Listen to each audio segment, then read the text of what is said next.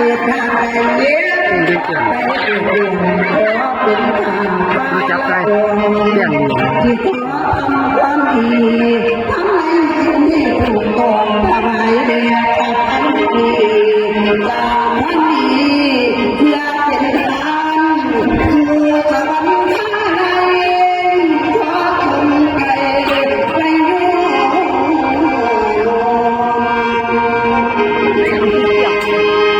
และย้อนที่การถวายทำความดีทุกตัว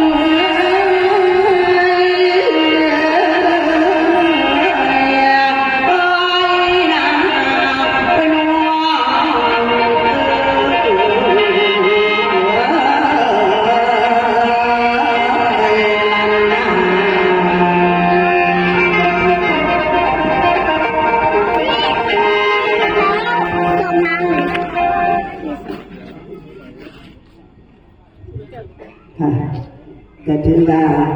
พวกลูกหลานเจ้าคณะฝ่ายอีสานได้ทำพิธีไว้อาลัยสำหรับองค์พระพันปีหลวงของปวงประชาชนชาวไทย